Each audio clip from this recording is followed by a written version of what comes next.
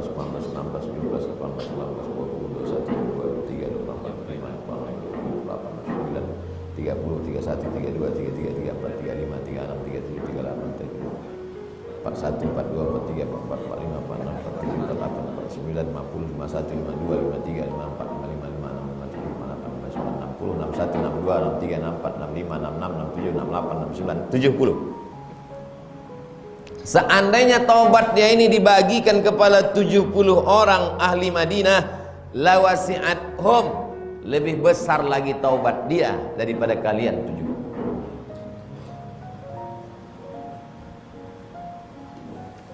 Ini menunjukkan bahwa sahabat Nabi itu rasional. Jadi kalau ada ustadz sekarang ditanya, "Ustadz, boleh saya tanya?" Jangan tanya-tanya, banyak tanya masuk neraka, Bani Israel. Umar itu rasional. Umar itu juga, "Ya Rasulullah, dia kan udah berzina, kenapa kau sholatkan dia?" Kata Nabi, "Laqad tabat." Dia sudah ya udah taubat. Tahu kalian sebesar apa taubat dia? Dikumpulkan 70 orang Madinah nih. 70 orang Madinah tak sama dengan 70 orang Rimbo Panjang. Dibagikan taubatnya itu lebih besar lagi taubat dia daripada kalian. Wahal wajadta afdal min anjadat binafsiha lillah. Adakah orang yang lebih utama daripada dia yang sudah menyerahkan dirinya kepada Allah? Umar diam. Karena memang itu bukan pertanyaan yang untuk dijawab. Nabi sedang ingin takriri, namanya istifham takrir. Adakah orang yang lebih mulia daripada dia yang sudah menyerahkan dirinya kepada Allah? Berdasarkan hadis inilah sebagian ulama berpendapat kalau sudah kena hukum hudud di dunia maka tak kena lagi di akhirat. Tapi keputusan itu balik kepada Allah Subhanahu wa ta'ala. Dia mengaku di hadapan Nabi ingin supaya dihukum di dunia lepas, di akhirat nanti dia sudah tak dapat lagi. Mudah-mudahan kita anak cucu diselamatkan Allah dari dosa-dosa. Begitulah sahabat zaman dulu. Zaman sekarang malah begitu bangganya pula orang buat podcast zina. Isinya cerita tentang zina aja. Oh, berarti Ustaz nonton juga? Dikirim orang linknya, ngobrol antar artis. Kalau boleh tahu zina pertama kali kapan? pacar yang keberapa dengan bangganya.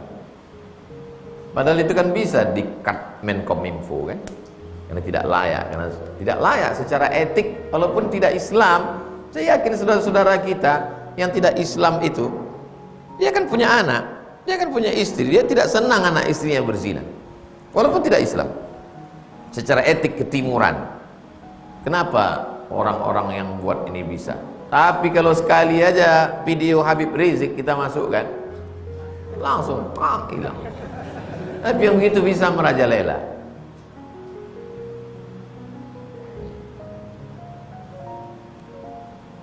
Tak bisa kita di TV, tak bisa di medsos ngaji. Rawahu Muslimun, berarti hadis ini ada dalam kitab Sahih.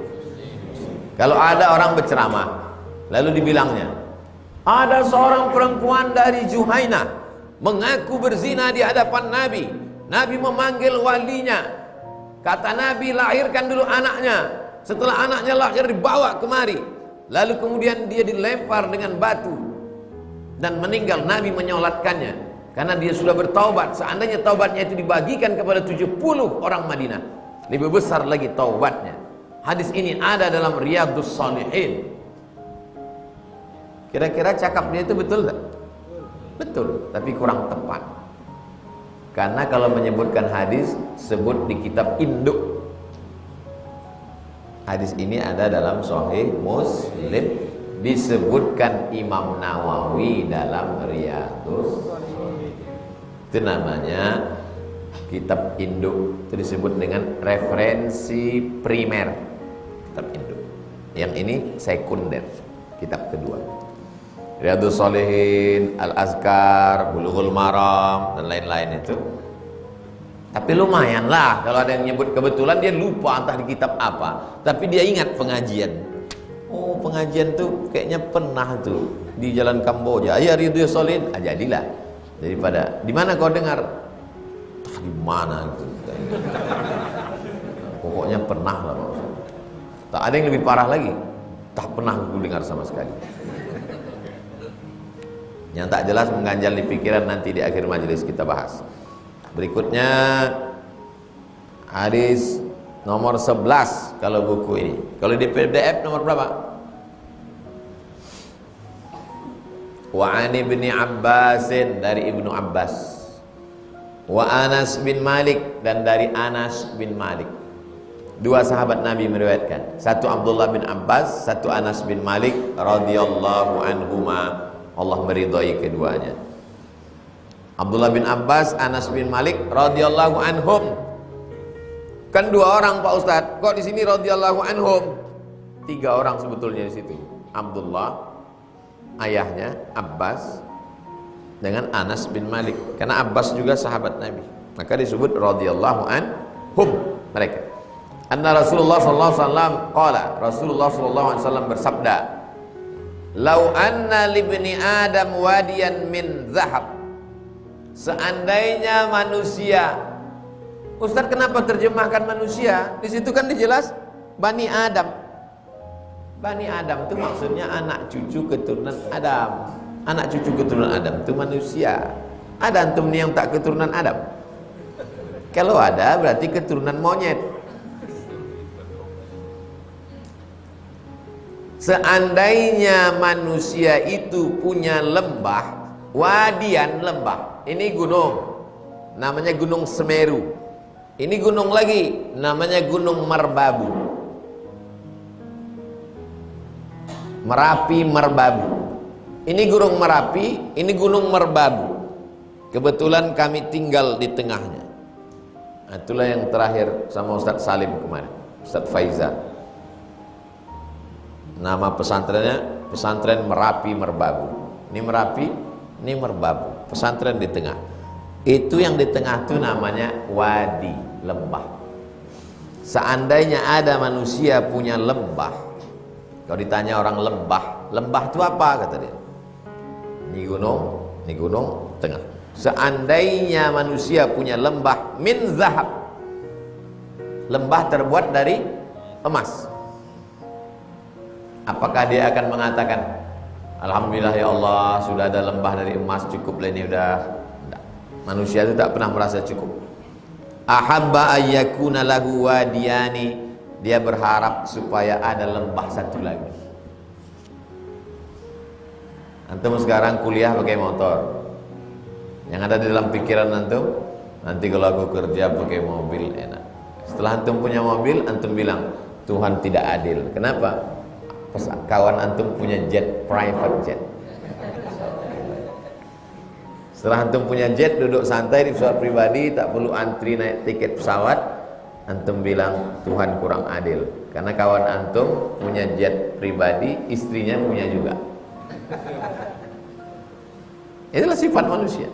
Antum sekarang boleh percaya tidak, nanti kalau antum jadi orang kaya, duduk di jet pribadi, antum akan ingat cakap saya. Betul kata Ustaz.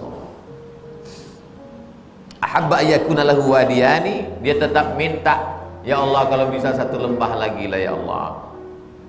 Karena anakku belum. Anak sudah dapat, cucuku belum. Cucu belum dapat, cicitku belum. Sampai kapan? Walan yamla ajaufahu illa turab, sampai mulutnya disumbat turab. Apa turab? Turab, tanah. Ardun tanah secara umum. Turab selalu diartikan debu. Sampai mulut ini disumbat tanah. Kapan mulut ini disumbat tanah? Mati di liang lahat. Setelah masuk ke liang lahat, mulut disumbat tanah, barulah dia kata enough, cukup. Wa yatubullah ala man taba, Allah menerima taubat orang yang mau bertaubat. Makanya hadis ini dimasukkan dalam bab taubat. Apa hubungannya Pak Ustadz? Tadi kan ceritanya tentang tamak. Tamak tak merasa cukup, mau minta satu lembah lagi, satu lembah lagi, satu lembah lagi. Itu memang sifat manusia. Tapi kalau dia ingat mati dan dia kemudian bertaubat, diterima Allah kah taubatnya? Terima. Wa yatubullah ala man taba. Siapa yang bertaubat diterima Allah Subhanahu wa taala. Kata Ustaz Somad kemarin, manusia ini memang tak pernah cukup. Seandainya dia punya lembah satu dari emas, dia akan minta lagi, minta lagi. Bukan kata Ustaz Somad. Itu dalam hadis yang dibacakan Ustaz Somad dalam Riyadhus Shalihin. Imam Nawawi meriwayatkannya. Imam Nawawi dari mana? Hadis ini muttafaqun alaih, disepakati atasnya. Muttafaqun alaih itu apa artinya Ustaz? Disepakati atasnya. Secara bahasa arti muttafaqun alaih disepakati atasnya. Kalau istilah hadis apa maknanya? Hadis ini ada dalam Sahih Bukhari, ada dalam Sahih Muslim. Kualitas hadis yang paling tinggi level awal VVIP muttafaqun alaih. Ada dalam Sahih Bukhari, ada dalam Sahih Muslim, muttafaqun alaih. Di bawah itu ada dalam Sahih Bukhari, tak ada dalam Sahih Muslim. Di bawah itu ada dalam Sahih Muslim, tak ada dalam Sahih Bukhari. Yang paling tinggi ada dalam Sahih Bukhari, ada dalam Sahih Muslim.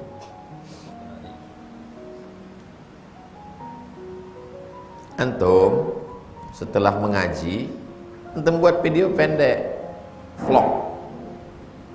Kalau ada tiang, antum ngomong di tiang. Assalamualaikum warahmatullahi wabarakatuh. Saudaraku, kita tidak akan pernah puas seandainya ada gunung di tengah lembah, dan lembah ini emas semua isinya, kita tidak akan pernah cukup sampai mulut kita disumbat tanah.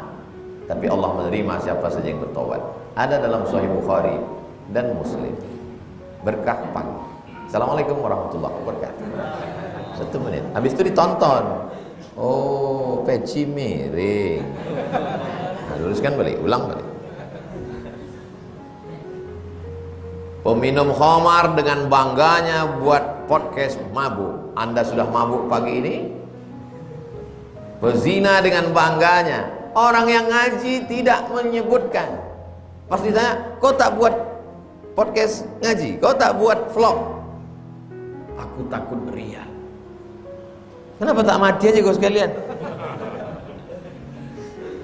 Orang pelaku dosa begitu bangganya buat dosa hari. Jadi antum buat vlog. Harimau mati meninggalkan belang. gajah mati meninggalkan gading, manusia mati meninggalkan vlog. Vlog kebaikan itu antum tinggalkan, sehingga ketika antum mati ditonton orang, menjadi amal jariah. Buatlah video-video pendek.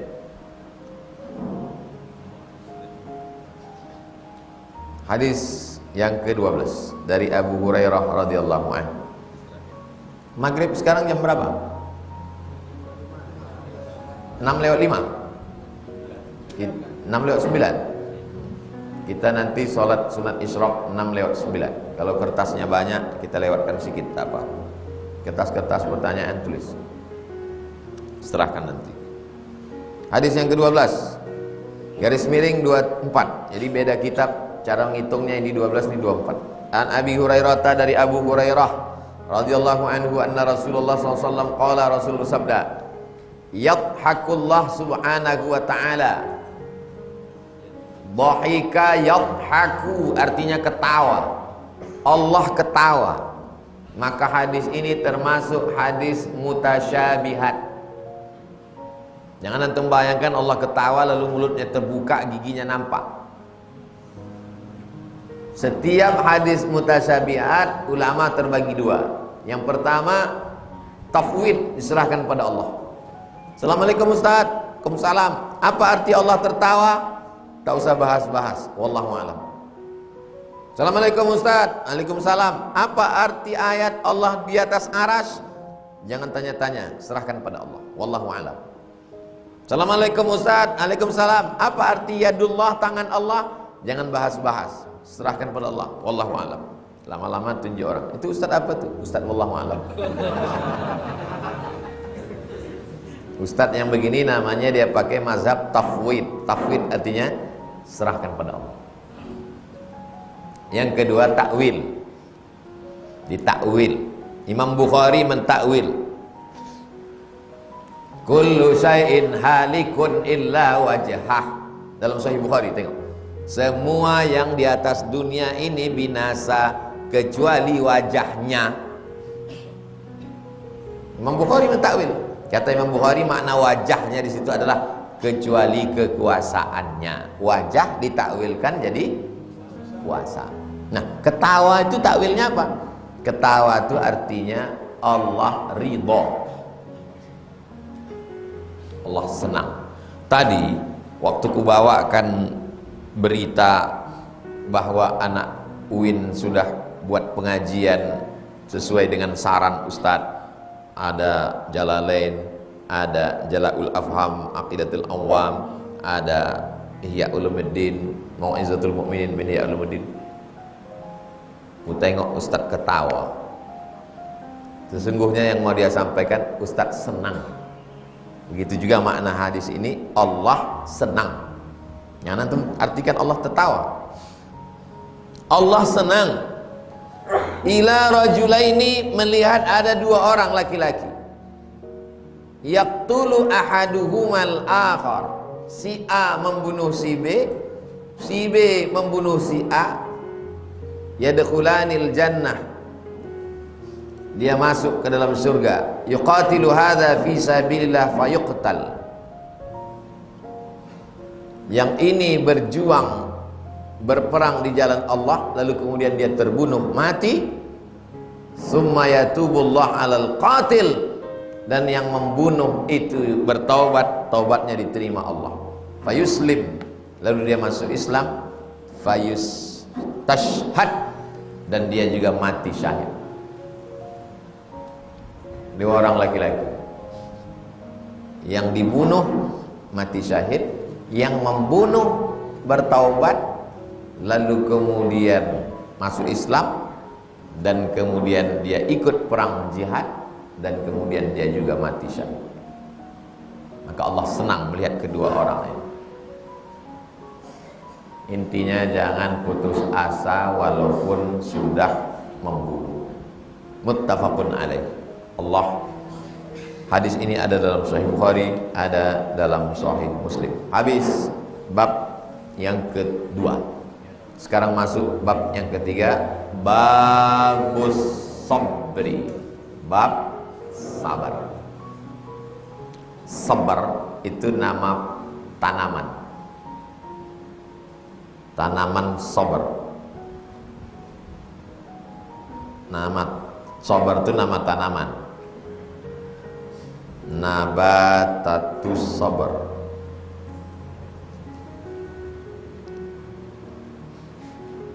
Ada tanaman namanya sabar. Tahu antum tanaman sabar tuh? Sabar tuh rasanya pahit. Ini saya tunjukkan sabar ya. Kalau naik kereta api kita dari Casablanca, nanti antum jalan-jalan ke Casablanca, ibu kota Maroko, mengunjungi tempat saya kuliah di Rabat. Nanti di pinggir-pinggir rel itu banyak tumbuh dia pahit. Namanya tanaman sabar. Rasanya pahit. Ah, itu deh.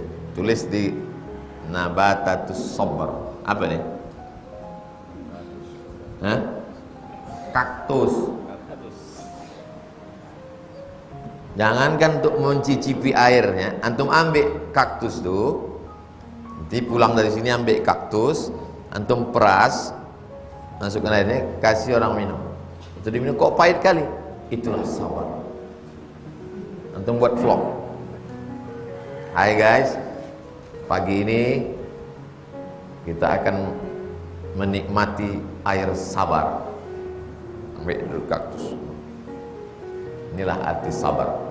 Sabar artinya tanaman kaktus.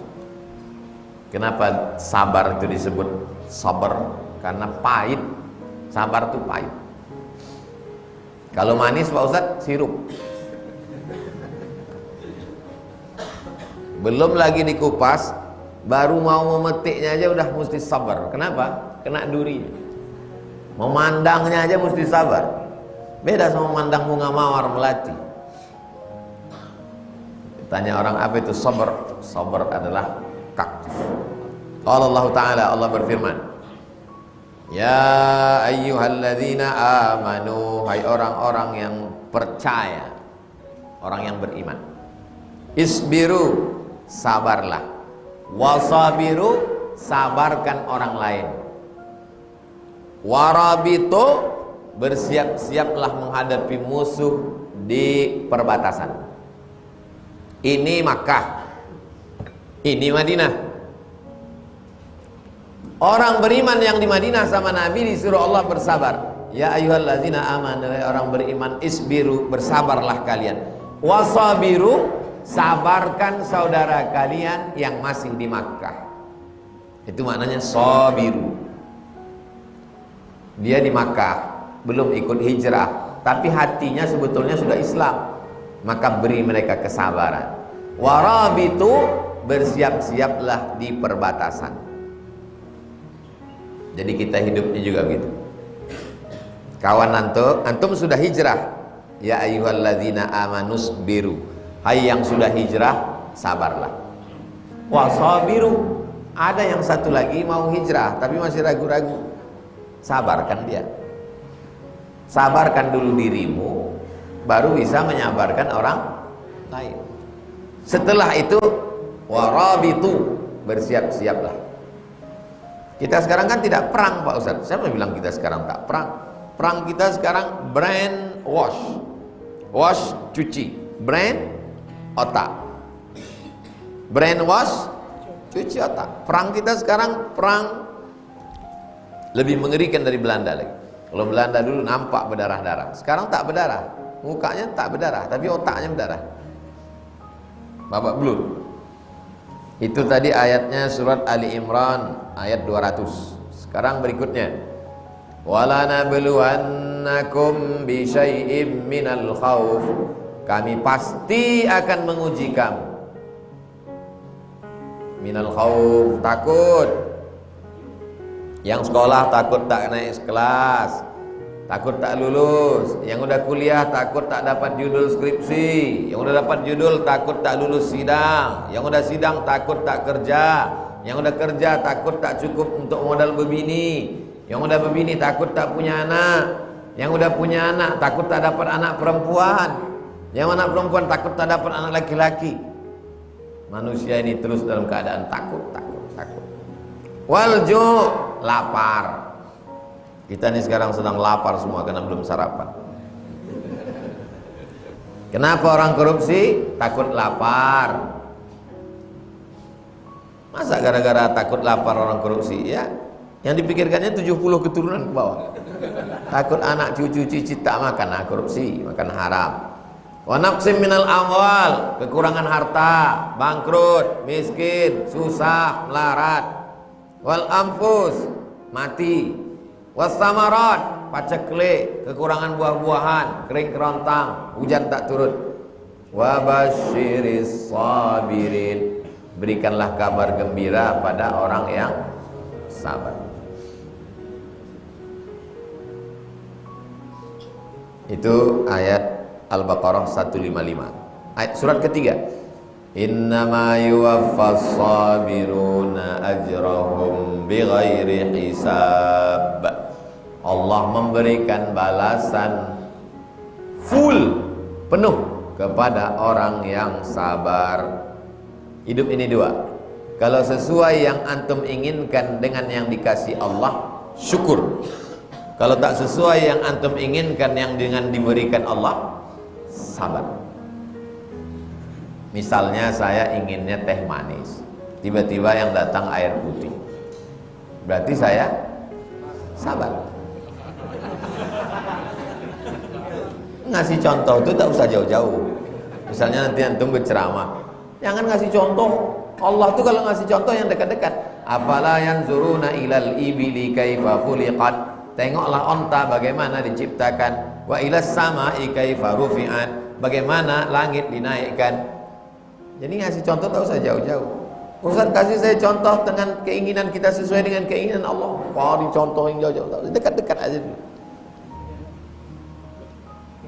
Saya maunya kopi susu, tiba-tiba datang kopi susu, berarti Allah ingin saya syukur. Tiba-tiba datang air putih, berarti Allah ingin saya sabar. Ustaz menyindir, enggak? Jangan kasih Ustadz air manis, kasih Ustadz air putih. Siapapun Ustadznya sini jangan kasih air manis, karena penyakit Ustadz diabetes. Ustadz banyak duduk, kurang olahraga, sakit pinggang. Yang kedua, leher, pita suaranya panas. Kalian kasih air manis, rusak. Tua, tak bisa bercakap lagi. Paling sehat kasih air putih. Kalau nanti ada ustadz yang marah, kenapa tak ada kopi, kenapa tak ada manis? Itu saran dari Ustadz Somad. Itu tadi hanya sekedar kasih contoh. 3 cara kita berinteraksi dengan Allah. Sesuai yang kita inginkan dikasihnya, syukur. Tak sesuai kita dikasihnya, sabar, husnuzon. Antum inginnya berdoa nikah minta sama si siapa nama calon antum? Ngatiem. Ternyata dikasih Allah ngatini. Antum mesti bersabar dan antum husnuzon. Menurut ilmu Allah, ngatini ini yang lebih baik bagi antum. Mohon maaf ibu ngaji benar.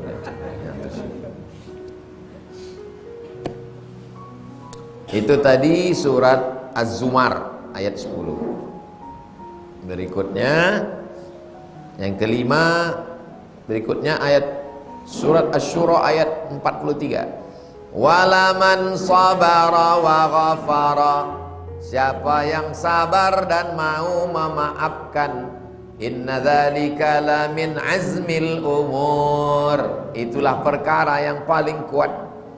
Berikutnya ayat Al-Baqarah 153. Ista'inu bis sabri was shalah, minta tolonglah kepada Allah dengan sabar dan salat.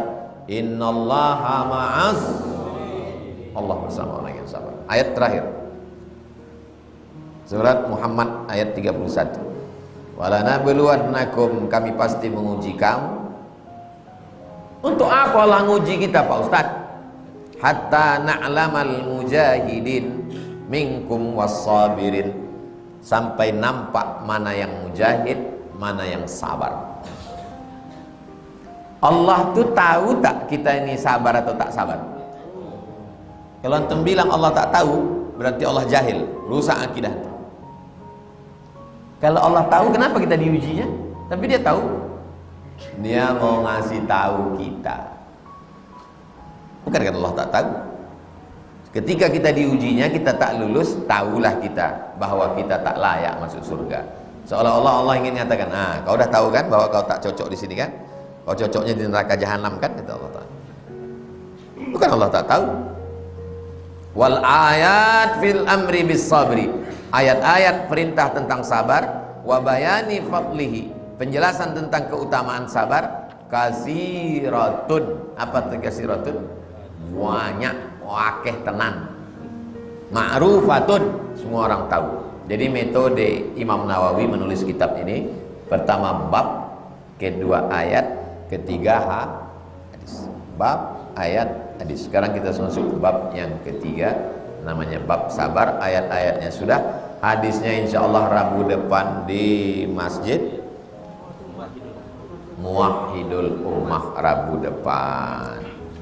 Itulah kaji kita pada subuh ini. Jadi nanti kalau ada yang bertanya, udah sampai mana kalian? Entah, aku tak tahu, yang penting ngaji aja, kita tak perlu ingat-ingat itu.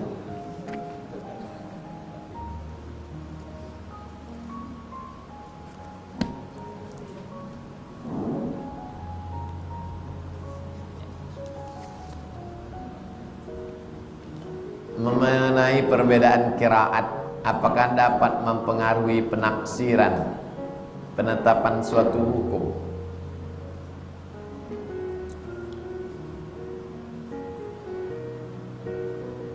Apakah qiraat itu bisa mempengaruhi hukum? Ya, ada judulnya, Ikhtilaful qiraat fi ikhtilafil hukum. Perbedaan qiraat bisa mempengaruhi hukum.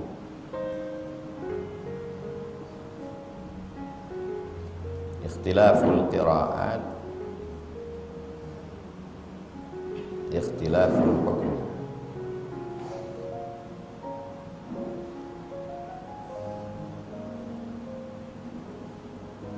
Judul kitabnya Athar Ikhtilaful Qiraat fil Ahkam Asy-Syar'iyyah. Athar Ikhtilafil Qiraati fil Ahkam Asy-Syar'iyyah. Atharu Ikhtilafil, antum download. Nanti buat bedah buku. Atharu Ikhtilafil Qiraat fil Ahkam Asy-Syar'iyyah. Pengaruh perbedaan qiraat dalam hukum fikih.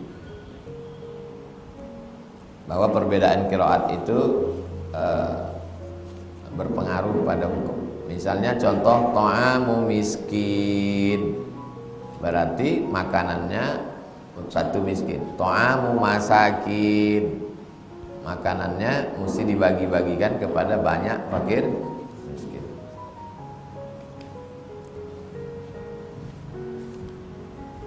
La taqrabuhunna hatta yathhur. Satu lagi, hatta yattahharna. Ikhtilaf. Yang satu mengatakan asal sudah berhenti masa halangannya boleh. Yang satu mengatakan mesti suci. Berbeda ikhtilaf qiraat.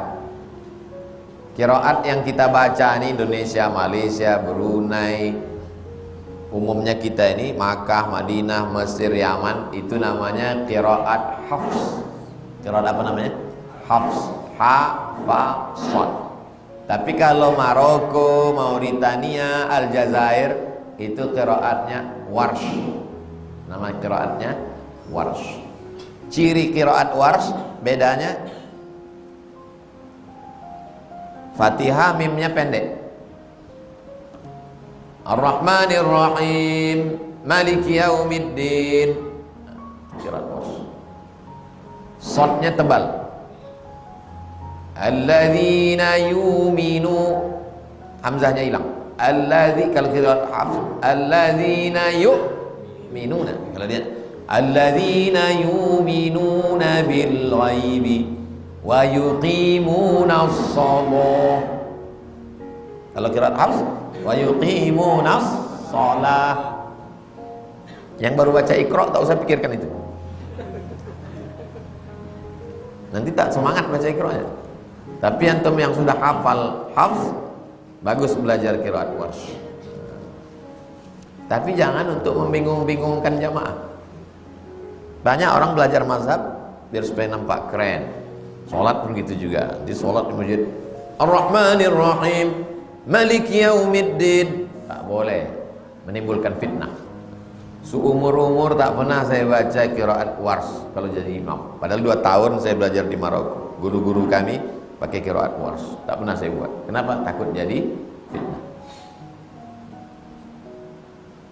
Merek kain, baju bermerek apa hukumnya terbaca oleh orang yang sedang sholat?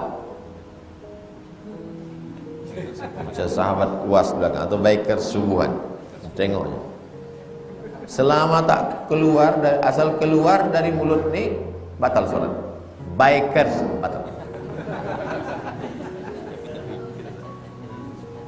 Makanya mata itu disuruh menengok tempat sujud. Rupanya di tempat sujud pun tertulis, karpet ini hadiah dari caleg. Pejamkan mata. Itulah makanya tak boleh bertulis-tulis. Makanya makruh menulis kaligrafi di dinding menurut mazhab Maliki. Ini masjid mazhab Maliki. Tak ada kaligrafi. Makruh menulis di dinding. Kenapa? Karena kalau ditulis di dinding, mazhab Maliki itu sholatnya tidak nengok tempat sujud, nengoknya ke depan. Karena ayatnya fawalli wajhaka syatral masjidil, hadapkanlah wajahmu ke Masjidil Haram. Ini kalau orang nengok ke bawah berarti mana pula? Masjidil Haram kan bukan di sini. Itu mazhab Maliki. Tapi jangan nanti antum pulang sholat gini, tengok kawan kau tak ada tempat sujud. Fawalli wajhaka syatral masjidil. Kalau mau buat papan pengumuman, gini caranya, buat di belakang. Yang di depan, tengok jemaah, mak banyak kali hutang masjid ini. Intinya selamat, kalau tercakapkan batal, ulang balik. Apakah orang zina menikah lagi setelah lahir anaknya, atau hanya apakah orang berzina menikah setelah lahir anaknya atau hanya 1 kali saja? Paham antum? Apakah orang zina menikah lagi setelah lahir anaknya atau hanya 1 kali saja? Paham antum? Paham? Yang paham tuh jelaskan. Antum paham? Coba jelas. Pertama nikah, setelah anak lahir nikah lagi. Itu mungkin maksudnya. Pertama nikah. Dia nikah. Atau amil. Setelah anak lahir nikah lagi. Apa hubungannya? Pertanyaannya apa? Dia sedang hamil nikah. Setelah lahir anak, apakah nikah lagi? Dia hamil, terus dia nikah. Aku nikahkan engkau dengan anakku dengan mahar sebentuk cincin emas tunai. Habis itu anak lahir, terus dinikahkan lagi. Terus yang akad yang pertama itu batal lah.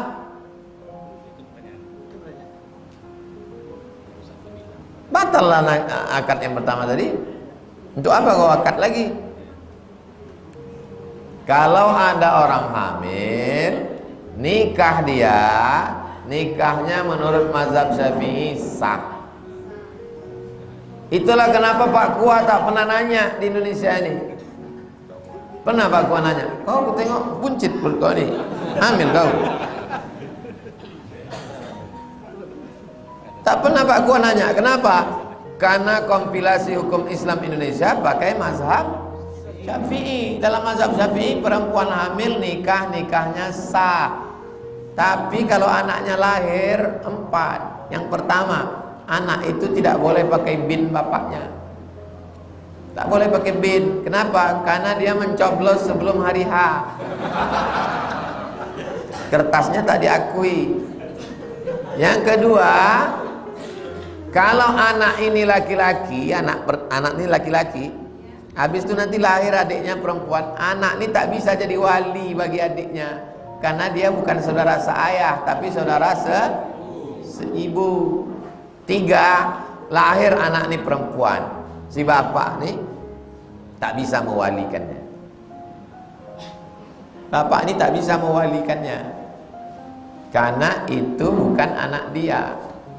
Sudah dibawa tes DNA di Singapura, ini anak saya. DNA tak laku dalam Islam. Kalau DNA laku, semua yang zina-zina itu diakuilah. Yang keempat, kalau bapak mati, budak ini tak dapat harta warisan. Dan kalau anak ini mati, kaya dia, si bapak ini tak dapat harta warisan karena mereka tak ada hubungan. Macam bapak tiri, tak ada hubungan. Jelas? Makanya kalau ada perempuan hamil, kalian nikahkan, itu hati-hati efek-efeknya nanti. Jangan sampai dia pula menikahkan anak itu 2 kali, dia salah. Jadi Pak Ustadz, kalau saya nikahi perempuan ini, terus anak ini lahir perempuan, 25 tahun umurnya, mau nikah, siapa walinya? Wali hakim. Kalau saya diminta menikahkan, jangan mau. Gimana caranya? Pura-pura kau mencret. Pergi ke rumah sakit, minta surat keterangan sakit. Biar Pak Kua nikahkan dia. Jangan kau menikahkan. Zaman sekarang bagaimana cara taubat zina? Zaman sekarang kalau antum datang pagi ini minta anak supaya mencambuk 100 kali, anak tak mau. Kalau pas 2 cambuk antum mati, lalu kita gali tanah depan, kita lempar, kita semua ini ditangkap Kapolsek. Karena rukun untuk menegakkan syariatnya tak ada. Kecuali dulu bunyi Pancasila itu tak dirubah. Pancasila dengan kewajiban menjalankan syariat Islam bagi pemeluknya bisa dilaksanakan. Tapi saudara kita di timur takut. Padahal syariat itu berlaku hanya untuk umat Islam. Takut mereka. Orang Islam ini lemah hati baik. Kalau kalian takut, biarlah ketuhanan yang Maha Esa. Akhirnya syariat Islam tak dilaksanakan. Jadi bagaimana sekarang cara tobatnya Pak Ustadz? Mandi tobat. Setelah mandi tobat, sholat sunat tobat. Habis sholat sunat tobat, beristighfar. Habis itu istiqomah. Mudah-mudahan diampunkan Allah SWT. Amin ya Rabbal alamin. Dulu saya dibully dari SD sampai SMA karena bentuk gigi saya. Lalu saya memakai behel. Apakah saya merusak ciptaan Allah? La'anallahul washimat. Allah melaknat tukang buat tato.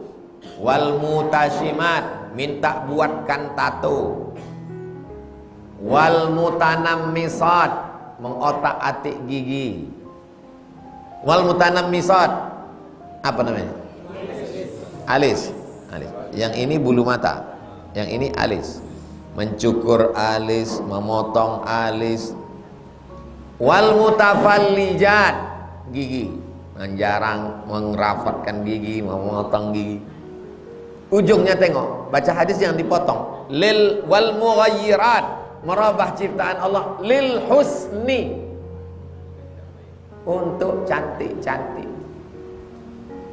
Kan sudah bagus ini, dirobahnya, itu yang dilaknat. Kalau memang dia, mohon maaf, kalau memang bentuknya tak layak, senyum dia pingsan orang, maka hukum merubahnya mubah, boleh, karena mengembalikan ke bentuk asal. Tumbuh alis nih,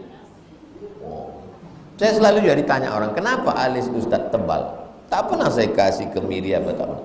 Dulu waktu kecil kata kawan, Mat, ini kalau kita potong nampak tuyul. Kami cukur lah, rame-rame cukur. Saya tengok, mana tuyul? Aku, gitu dia. Rupanya kalau kita rame-rame motong, saya motong, antum motong. Antum nengok tuyul, saya nengok tuyul. Kecil si SD lagi. Jangan antum praktek, jangan antum manjarkan belakangan. Jadi kalau dia merubah ciptaan yang sudah bagus, nah itulah yang dilaknat Allah. Kalau tidak merubah tak apa-apa. Berlaku untuk semua. Alis, tangan, Ada orang operasi plastik karena kebakaran, hilang wajahnya sebelah, atau face off, boleh, tak apa. Apa hukum vaksin yang dibeli tapi dapat kartunya, tidak disuntik?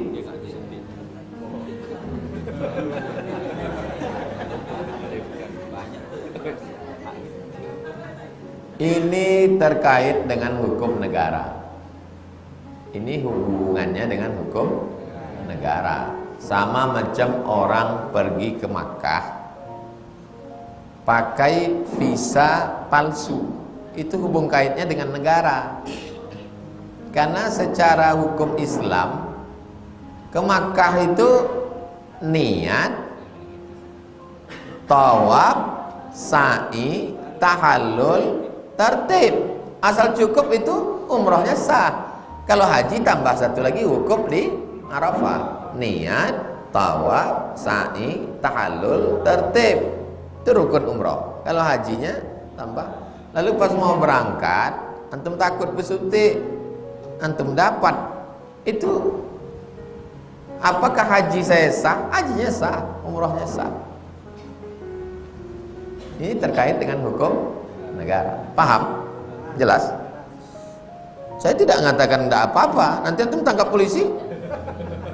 Sampai di Saudi dicek darah. Loh, antum belum vaksin katanya. Kok punya kartu? Berarti beli. Kata Ustaz Somad, boleh. Kenapa? Saya membedakan ini hukum negara. Bagaimana cara mengantisipasi saya yang fasik? Melakukan perbuatan dosa dengan penuh kesadaran. Dia tahu itu salah. Itu fasik. Bagaimana cara mengantisipasi? Dosa yang kau lakukan itu apa? Misalnya pakai sabu. Antum diam-diam di kamar pakai sabu. Bagaimana cara mengantisipasinya? Habis pengajian ini antum datang ke saya. Insya Allah nanti sore antum sudah ditangkap BNN. Insya Allah berhenti antum pakai narkoba. Kalau antum takut melapor sama orang tua, karena orang tua antum tokoh masyarakat, lapor ke saya. Nanti kami buatkan skenario-nya, antum tertangkap. Insya Allah antum berhenti.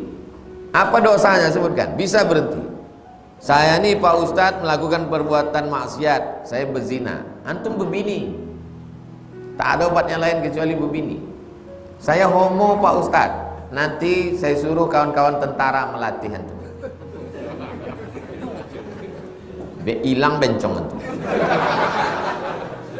Tidak bisa cukup dengan istighfar, ada langkah-langkahnya. Buat acaranya namanya Be a Man. Jadilah laki-laki yang jantan. Bagaimana cara menjauhkan diri dari sifat riya? Riya itu artinya menunjuk-nunjukkan amal. Itu riya. Kalau antum di rumah di kamar salat duha sendiri ayatnya kul huwallah, maka tahiyatul masjid ayatnya kul huwallah juga. Kalau antum salat sendiri di kamar ayatnya kul huwallah, pas di sini antum baca rakaat pertama Yasin, itu riya. Antum tinggal dekat masjid, antum salat ke masjid, itu bukan riya. Jadi jangan nanti, kenapa kau tak pernah ke masjid? Aku takut riya. Itu bukan riya. Jadi kenapa? Karena Allah nyuruh ke masjid. Innama ya'muru masajidallah. Nabi nyuruh ke masjid. Maka kalau ada landasan hukumnya, semua orang memuji kita, itu tidak riya. Saya ceramahnya, itu tak riya. Orang memuji saya tak peduli. Mau dipuji, mau dicaci, mau dimaki, tak peduli saya. Penting saya sampaikan terus. Kalau jamaahnya satu, tak semangat. Kalau jamaahnya ramai, semangat. Riya, berarti bukan karena Allah. Ustadznya semangat kan karena banyak jamaah? Enggak. Sering saya ceramah tak ada jamaah. Saya sama kamera itu berdua. Makanya semuanya mesti lillah. lelahku lillah. Apa hukum wudhu dalam toilet? Sah, tapi jangan ucapkan bismillahnya dilapaskan. Jangan bismillahirrahmanirrahim. Wisi tengah. Antum cuci tangan dalam hati. Ini dalam hati. Semuanya dalam hati. Begitu juga menjawab azan. Allahu akbar, Allahu akbar. Dalam hati. Tidak boleh menyebut Allah di dalam toilet. Salat wudhu sah. Bolehkah sajadah dijadikan alas trika? Al aslu fil asya al ibahah. Hukum segala sesuatu mubah sampai ada dalil yang mengharamkannya. Kalau tujuannya menyetrika di atas sajadah itu untuk menghinakan, merendahkan, haram. Tapi kalau tak ada unsur merendahkan, menghinakan, tak haram. Kenapa sajadah itu kau buat alas? Apa alasannya? Karena tebal, maka dia tidak menghinakan. Tapi kalau dia ingin merendahkan, punya sajadah hanya pakai alas, tak pernah dipakai sembahyang. Merendahkan, menghinakan syariat Islam.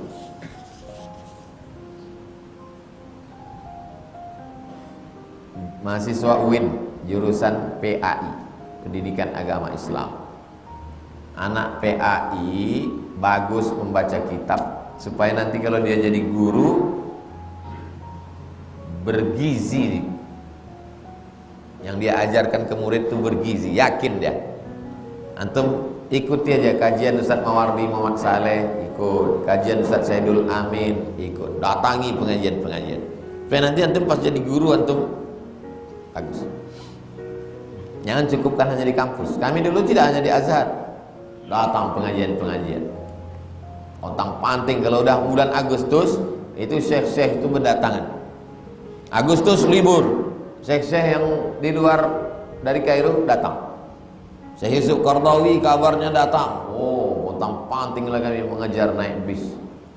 Saya, Ustadz Sahrul Aidi, Ustadz Muhammad Abdi, pimpinan Islamic Center. Oh gila naik bis mengejar. Sampai ke sana nampak Syekh Yusuf Qardawi. Masya Allah. Di depannya ada minuman air putih sama sirup. Begitu selesai pengajian, habis minuman Syekh Yusuf Qardawi.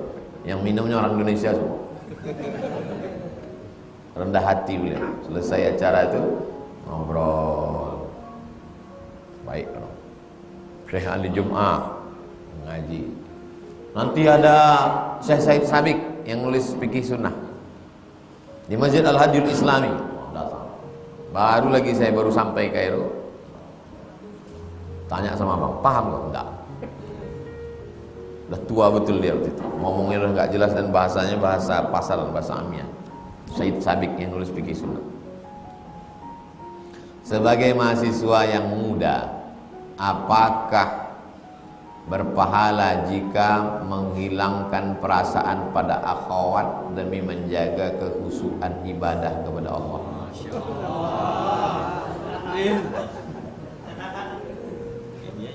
Orang cerita tentang baca kitab mengaji, dia asik akhwat dulu. Udah cerita membaca kitab ini, baca kitab ini, baca kitab ini, Said Sabiq, udah kelah cerita kita udah ke atas tadi dah. Jumpa Syekh Ali Jum'ah, jumpa Syekh Sabiq, jumpa Syekh Yusuf Qardawi, baca kitab Fathul Qarib, baca. Dia masih akhwat diri. Abdul Somad 4 tahun di Mesir tidak pernah pacaran. Kenapa? Tak ada duit. Tidak pernah masuk KFC, tidak pernah masuk mall. Bukan orang tua saya miskin. Saya berangkat krisis moneter, anak Indonesia lulus 100, yang berangkat cuma 75. Saya termasuk yang berangkat. Banyak duit orang tua saya, tapi untuk minta duit enggak. Sekali haram tak pernah saya minta duit. Karena kalau duit saya banyak nanti saya jahat. Antum kalau mau serius belajar, tak memikirkan akhwat, jangan berduit. Tak ada orang tuh mau. Orang tuh mau sama antum kan antum berduit. Kalau ada yang mau antum tak berduit, itu cewek bodoh.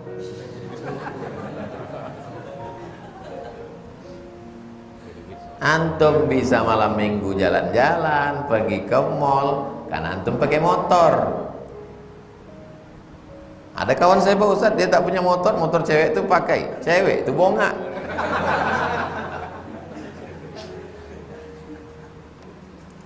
Kuncinya satu aja, jangan banyak duit. Asal antum banyak duit. Tapi orang tua saya mampu, kaya, masukkan ke bank, simpan, buat modal. Kalau antum banyak duit, antum jadi jahat. Nanti setelah antum kuliah, antum nikah, dapat perempuan yang baik-baik insyaallah.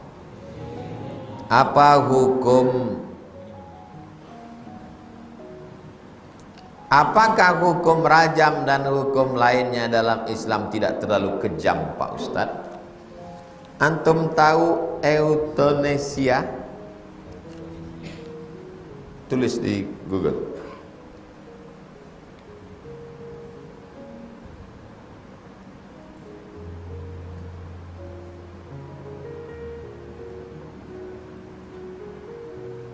Euthanasia. Terluar tulisan 5 jenis euthanasia. Euthanasia voluntary, euthanasia non voluntary, euthanasia. Sampai sekarang orang Eropa, orang Amerika pakai euthanasia. Suntik mati, hukum tembak. Kalau antum mengatakan rajam itu kejam, bagaimana dengan suntik mati? Kursi listrik masih dipakai sampai sekarang di Eropa. Mati. Orang Barat itu, kalau yang melakukan orang Islam kejam, tapi kalau dia yang melakukan seni, menyiksa binatang, menusukkan pedang sampai apa itu namanya? Matador. Sampai sekarang masih berlaku. Bagaimana ajaran Islam? Idza qataltum fa ahsinul qitlah. Idza dzabhtum fa ahsinuz dzabhah. Karena dasar hukum adalah memberikan efek jerah. Dasar hukum memberikan efek jerah. Kalau sudah ditengok sekali orang berhenti. Laksanakan hukum itu sekali, insyaallah berhenti orang. Kenapa orang tak takut? Alah paling-paling masuk penjara kata dia. Sogok. Pas datang peninjauan dalam, habis itu bayar keluar. Tidak memberikan efek jerah. Apa yang harus kita lakukan ketika sholat berjamaah, HP kita berdering? Tetap lanjut sholat atau mematikan HP? Makanya imam itu sebelum sholat, luruskan shaf, matikan HP. Itu imam Masjid Istiqomah Bengkalis. Siapa orang Bengkalis? Angkat tangan. Nanti antum sholat di Masjid Istiqomah Bengkalis, begitu bunyi imamnya, luruskan shaf, matikan HP. Saya seminggu di Bengkalis waktu Dewan Juri Musabaqah Tilawatul. Kalau tak ada suara itu berarti sudah meninggal imam dulu. Tanggal 12 bulan 12 2012 saya Dewan Juri MTQ di Bengkalis. Setiap subuh sholat di masjid. Orang Bengkalis itu cepat bangunnya. Ini hotel saya pinggir laut, ini masjid. Tiap pagi ke hotel. Semua warung-warung dah buka. Warung Cina, warung kopi. Yang orang Islam tetap kesiangan. Lalu kemudian ketika sedang sholat, hidup handphonenya, apakah masuk dalam uzur syar'i mematikan handphone itu? Tak ada uzurnya di situ. Lalu bagaimana supaya orang memberikan efek jerah supaya takut? Karena kalau tak ada hukum nanti orang semaunya aja. Jadi kawan saya di Eropa bilang, tempat kami orang paling takut sebelum sholat pasti diceknya dulu. Kenapa? Karena aturan di masjid itu kalau berbunyi $100. Betul. Siapa yang handphonenya berbunyi $100, $1.500.000. Insya Allah tak akan berbunyi lagi. Pakai akal nih untuk mengantisipasi. Karena kalau bicara fikih, tak selesai semuanya dengan fikih.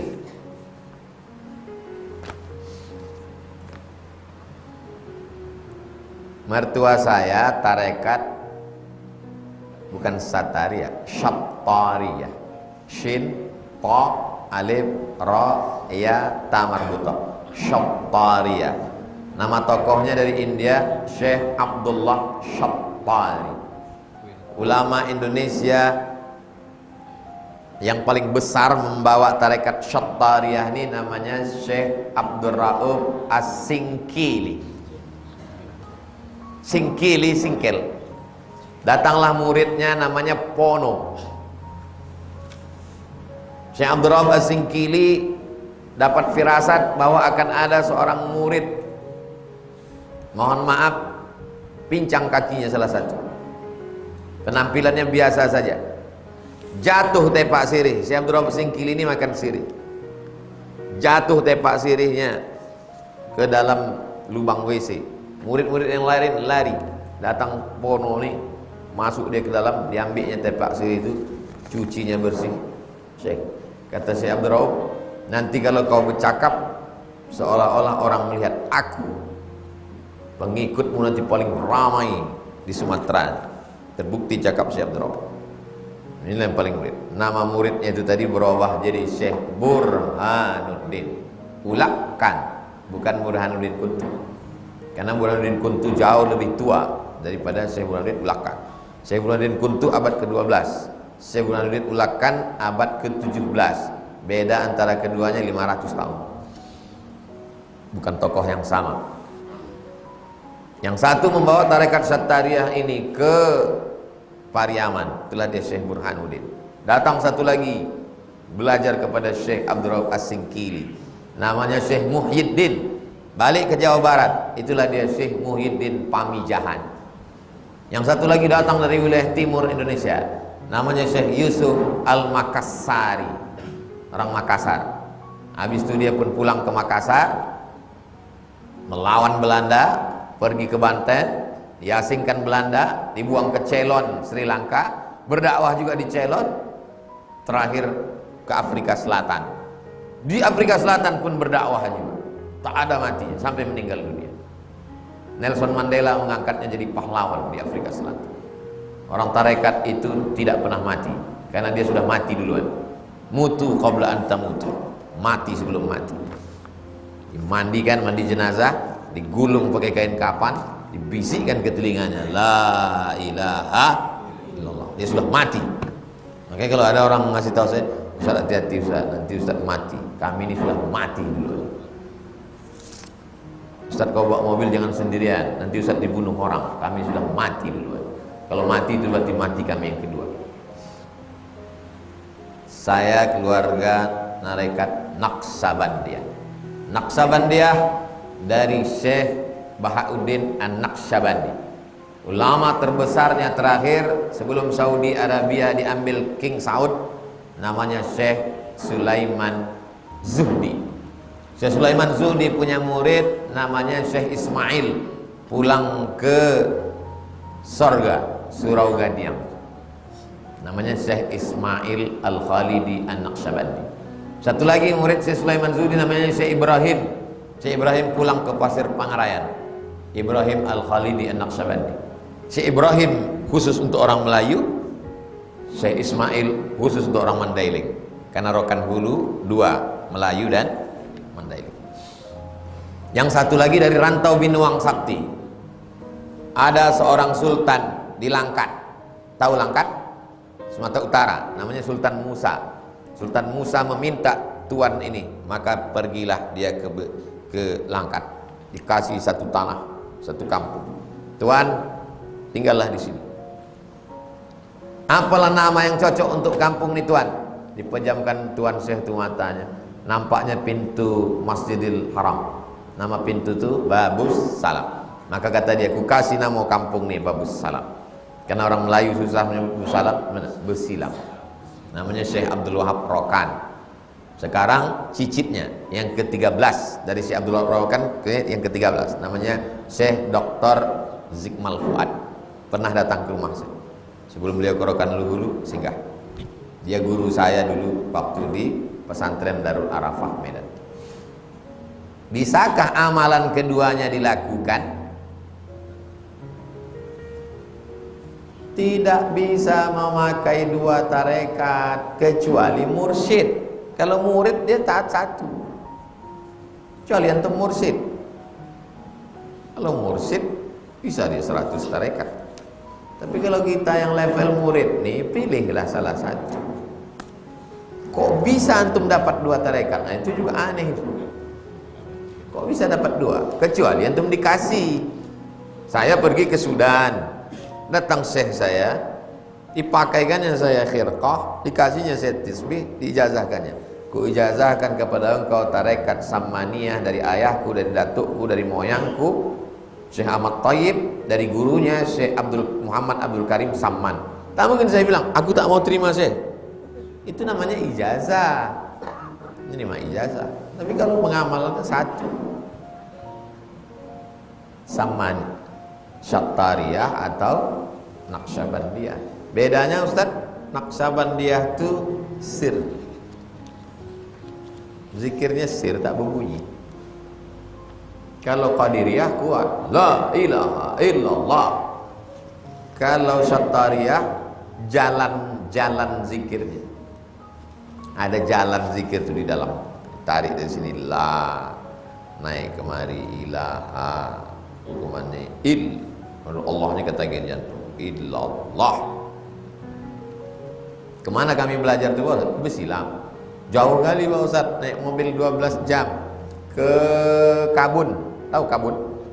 Nah, pergi ke Kabun, namanya Buya Alaidin. Buya Alaidin ini ayahnya namanya Syekh Aidarus.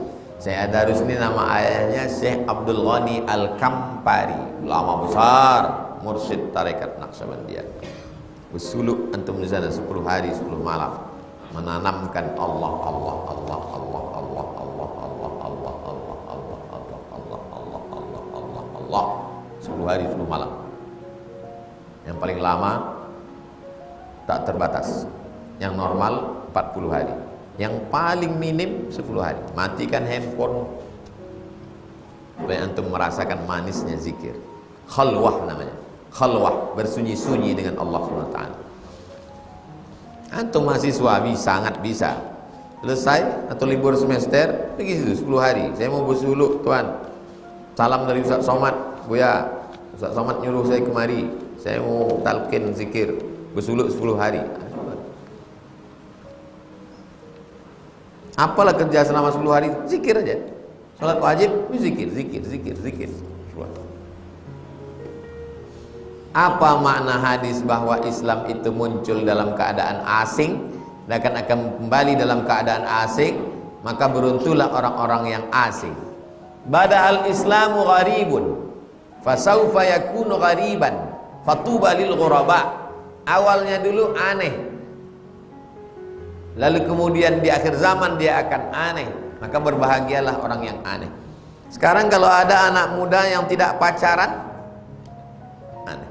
Hari gini nggak punya pacar, apa kata dunia? Kalau ada yang nikah tidak pakai foto prawet, aneh. Padahal berpeluk-peluk, berpegang-pegang, belum akad nikah, haram. Kalau ada hari ini yang akad nikah perempuannya tak ada di situ, aneh. Padahal dulu zaman kerajaan Melayu Siak tak ada perempuan duduk di situ. Kenapa pula perempuan duduk di situ? Perempuan di kamar. Yang akad itu adalah mertua dengan menantu. Tak ada perempuan. Apa pula bini kita dipajang tengok orang banyak?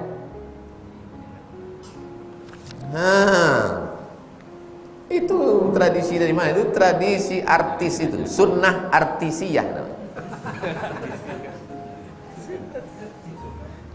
Kalau nikah sekarang tidak pakai keyboard tunggal, aneh. Fatuba lil ghuraba, berbahagialah orang yang aneh. Paham?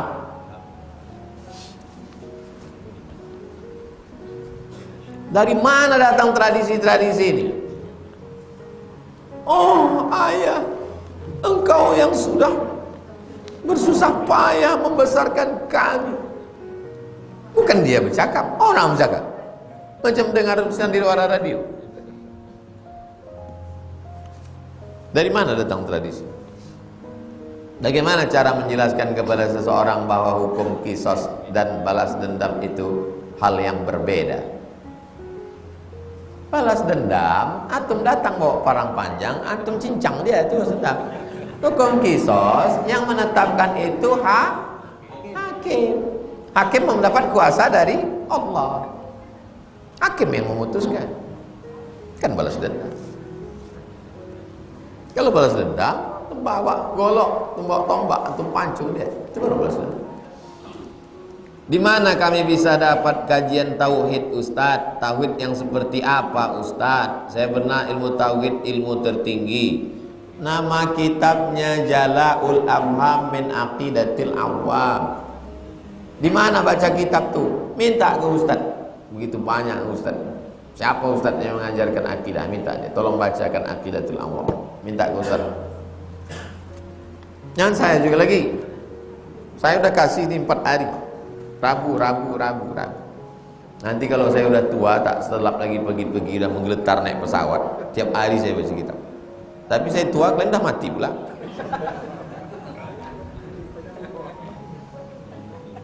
Bagaimana tentang jamak sholat ketika bekerja dengan tempat pindah-pindah yang jaraknya 100 kilo? 3 hari di Rohul, 3 hari di Pekanbaru, 3 hari di Padang. Apakah jamak sholatnya berlaku selama di perjalanan aja atau berlaku selama 3 hari setelahnya, atau boleh jamak sholat selama itu, Pak Ustaz? Ilat sebab hukumnya adalah safar. Nama perjalanannya safar. Orang yang berjalan itu musafir. Selama antum musafir tidak lewat dari 4 hari 4 malam, referensinya Al-Fiqhul Islami wa Adillatuh, maka antum jamak qasar. Bertolak hari ini dari Pekanbaru menuju Rokan Hulu 150 sampai 180 km. Jarak yang boleh qasar 88, sekian. 89 bulatkan. Payang ingat 89, ingatkan 90 Wali Songo. Ada yang bilang 82 Pak Ustaz, saya pakai 88, sekian. Al-Fiqhul Islami wa Adillatuh, Syekh Wahbah Zuhaili. Pergi ke Rokan Hulu hari ini. Hari apa ini? Rabu. Kapan mulai jamak qasarnya? Zuhur. Berangkat sekarang ke Rohul sampai zuhur. Zuhur, asar, maghrib, isya, zuhur. Zuhur, asar, maghrib, isya hari Rabu. Zuhur, asar, maghrib, isya hari Kamis. Zuhur, asar, maghrib, isya hari Jumat. Zuhur, asar, maghrib, isya hari Sabtu. Kalau antum masih ada di Rohul hari Ahad, zuhur Ahad baru 4 rakaat. Paham cara ngitungnya? 20 kali sholat. Tidak dihitung kedatangan dan kepulangan. Sejak menetapnya antum hari Rabu, Kamis, Jumat, Sabtu, Ahad, zuhur, tergantung sampainya apa. Rupanya hari Sabtu antum melanjutkan pula ke Dalu-Dalu, maka antum tetap lagi. Dari Dalu-Dalu antum melanjutkan pula ke Paluta, lanjut. Dari Paluta antum melanjutkan pula lagi ke Gunung Tua. Dari Gunung Tua antum melanjutkan pula lagi ke Medan. Dari Medan lanjut pula lagi ke Aceh. Langsung. Tak pernah pulang selang-selang. Antum jamak. Begitu antum menetap di sana lewat dari limit 4 ini, barulah jadi paham. Pernah Ustaz melakukan itu? Pernah. Sebulan pernah saya tak pulang. Sini. 2, 3, 2. 2, 3, 2. 2, 3, 2. Ilatnya adalah safar, selama antum musafir. Selama mukim atau lewat dari 4 hari. Tapi Pak Ustadz, Nabi itu waktu dari kota Madinah ke Makkah tahun ke-8 pembebasan kota Makkah itu 19 hari. Tahun 8 Nabi membawa 10.000 pasukan dari kota Madinah ke kota Makkah. Selama di kota Makkah itu 19 hari dia qasar terus. Kalau ada orang membantah saya tadi, membantahnya. Dia bilang bukan 4 hari 4 malam, selama musafir walaupun 19 hari. Nabi tetap qasar selama 19 hari karena dia tak tahu pulangnya kapan. Jadi selama 19 hari itu, tapi Nabi tetap jadi imam. Nabi imamnya zuhur 2 rakaat. Habis 2 rakaat dia salam. Assalamualaikum warahmatullah. Assalamualaikum warahmatullah. Atimmu sholatakum. Sempurnakan salat kamu karena kamu mukim, aku musafir. Jadi Nabi salam, makmumnya tetap tambah lagi 3, 4, 19 hari. Kalau ada orang membantah saya, apa kata Rasul Samad 4 hari 4 malam? Nih, Nabi dia 19 hari karena tak tahu pulangnya kapan. Antum ada urusan ngurus izin ke Kemenak Jakarta. Sampai ke sana nunggu Pak Dirjen. Pak Dirjen pulangnya kapan? Enggak jelas, sedang ke Timur Tengah. Tiket antum open, maka selama di Jakarta antum jamak qasar. Ditanya kawan, tanya istri, abang udah berapa hari sana? Seminggu. Salat abang kok 2 rakaat? Karena aku tak tahu pulangnya kapan. Tak ada yang pasti deh, yang pasti ini cuma hubungan kita. Paham? Itulah kaji kita pada subuh ini. Allahumma waffiqna lima tuhibbuhu wa tardah. Tanamkan taufik ridhamu ke dalam hati kami sehingga kami beramal dengan amal yang kau cintai dan kau ridhai. Ya muqallibal qulub, engkau yang membolak-balikkan hati, sabbit qulubana, kokohkan hati kami ala dinik dalam agamamu wa ala ta'atik dalam ketaatan kepadamu. Rabbana taqabbal minna, terima salat kami, wa siyamana wa qiyamana wa ruku'ana wa sujudana wa takhasyu'ana wa ta'abbudana wa tammim taqsirana ya rabbal alamin. Rabbana atina fid dunya hasanah wa fil akhirati hasanah wa qina azabannar. Sallallahu alaihi wasallam Muhammad wa ala alihi wasallam walhamdulillah. Taqabbalallahu minkum inna minkum taqabbal ya karim. Salat sunat Isyraq 2 rakaat. Sampai ketemu Rabu depan. Assalamualaikum warahmatullahi wabarakatuh.